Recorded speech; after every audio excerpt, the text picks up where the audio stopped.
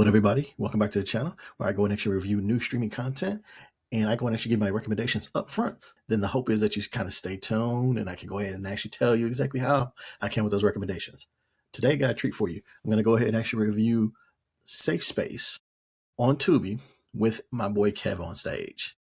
Now, if you are the target audience for this, and by target audience, I am talking about people that are fans of mockumentaries or relationship comedies, or if you're a fan of the various different content creators on here, like Kevonstage, that chick Angel, Tony Baker, all these types of creators on there. If you're a fan of one of those people or any of the previous things that I said, you are going to want to watch and binge this entire series. Now, if you're a casual fan, you don't know who these content creators are, you're kind of like, how about mockumentaries or relationship things, and you just want to know, is it worth your time? I'm going to tell you to watch the first 2 episodes of this mini series. So that's my recommendations. Now stay tuned and I'll justify my recommendations. I almost called you a bitch. Did you just call my mother a whore? It's excuses. I'm going to beat your bald-headed ass. Whore. Did you hear that W? Whore. So Safe Space premiered on Tubi in November of 2025. It actually has 8 episodes that run roughly about 20 to 22 minutes each.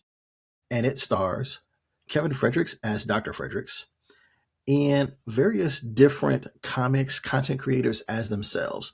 So if you know Angel Akita Moore, also known as that chick Angel, Naeem, Tony Baker, Patrick Cloud, Tahir Moore, Lulu Gonzalez, and there's a few other ones. There's actually 8 couples overall, as well as Kevonstage as the therapist, and there's another person that actually kind of makes one of the couples a throuple.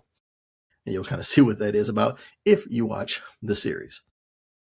So essentially what it's actually about is an underqualified Dr. Fredericks does his best to help struggling couples back to so-called safe space. So that's the premise, real soft, real general type of feeling to it. Now, if I'm going to go and actually tell you what other content is very similar to this, if you think of things like Modern Family or Office Space when they kind of just single in on the interviews, especially Modern Family, you know, those funny parts where they're interviewing the people, imagine that for filling up an entire episode. And there's a lot of laughs that come in between on that. That's what we're talking about here. Or if you watch Kevonstage's either Churchy or Hospital, those are a couple other pieces of content on there that you'll go ahead and actually kind of be similar. But for the mainstream, if you kind of like Modern Family or Office Space, those types of things on there, you'll catch the vibe of this particular series. And you kind of want to know, do I know what I'm talking about? Like, am I the target audience for this? Or am I just a casual? And this is what my perspective is. This is where my reviews really go and actually hone in on that, because you should always know the perspective of your reviewer when taking the recommendation. I'm not going to mince words about it. I'm a fan of Kevonstage. I'm a fan of a lot of the content creators on here, as well as I like Modern Family. I like Office Space. All of those types of things really appeal to me. And so I am very much the target audience for this type of series. So just keep that in mind as I go along and giving you the perspective of this particular series. But at least you know my bias, or you know my perspective. So if you like how that sounds, do me a favor, click like, share, subscribe. So usually I go ahead and actually kind of say, you know, storytelling, acting, and bingeability. Those are my 3 categories when I look at series.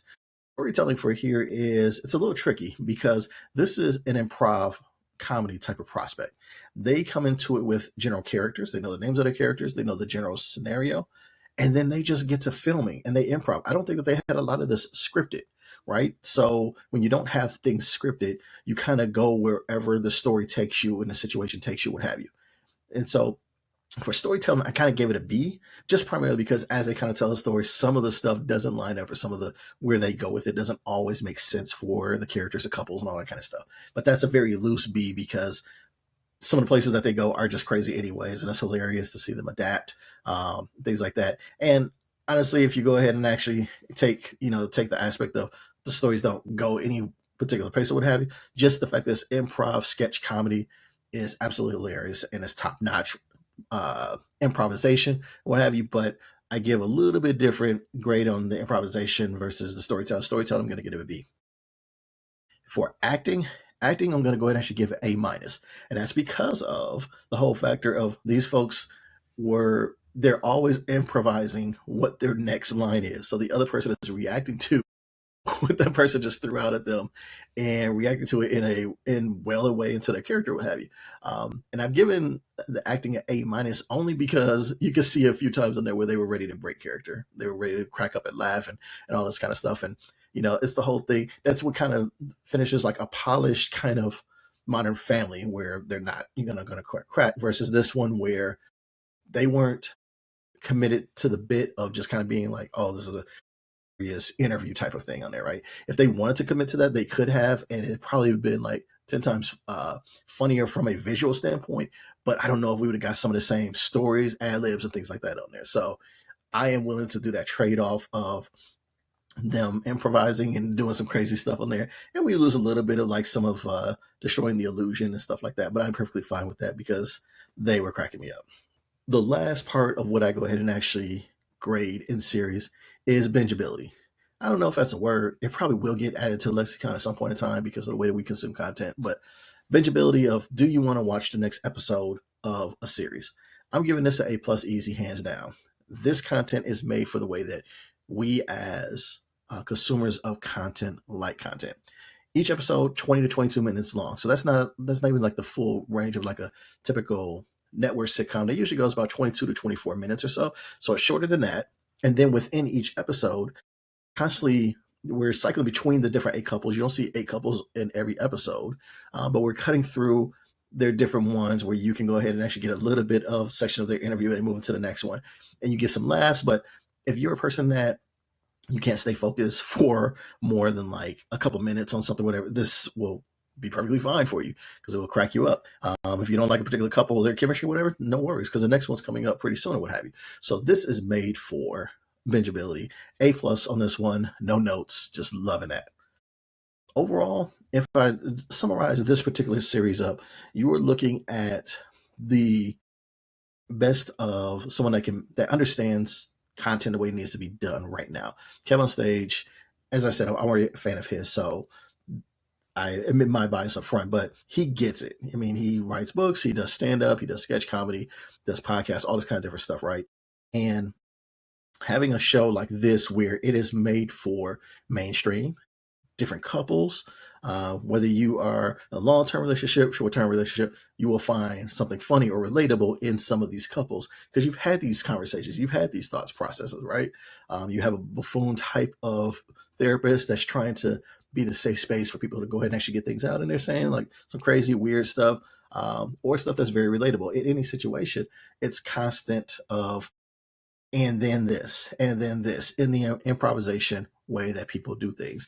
So when you have somebody that understands content, puts a series out there that understands basic core comedy principles, puts it out there in a way that we can consume it in short bites, or if you want to binge it all the way out and you barely remember that you went in and actually watched, like, if you watched it obviously for 8 episodes or what have you, you basically watched for like 2 to 3 hours of content, and you'll be cracking up the entire time because they just give it to you in nice little shared bites. And I loved it for that. Even if you're just a casual fan, and you're just trying to think like, is this something I really want to go and actually watch? Relationships, have you ever been in a relationship or you found some humor about it or anything of that nature, or you find therapy sometimes a little bit lacking or anything like that, you're going to have something that you want to say about this one. So I think this is here for everybody, both target and casuals, to go ahead and actually get some flavor for this. So I'm telling you, for target audiences, you're going to want to binge it out. For casuals, give it 2 episodes. That way you'll see all 8 couples and see if you vibe with it. If not, cool. But most likely you're going to find a diamond in the rough. So that's what I have for Safe Spaces, now showing on Tubi. Check it out. The relationship is my spit out. Take a sip. Safe space. I appreciate you staying here the entire time. You are awesome. Do me a favor, click like, share, subscribe if you liked anything that I went actually laid down here. Also, if you like any of my other reviews, go ahead and actually click around here. I'm sure a review will pop up here for you or whatnot. But until the next time, I'll holler at you. Take care of yourself. Now that's a happy ending. Or is it? Because everything's over now. And all that's left is you and the infinite void.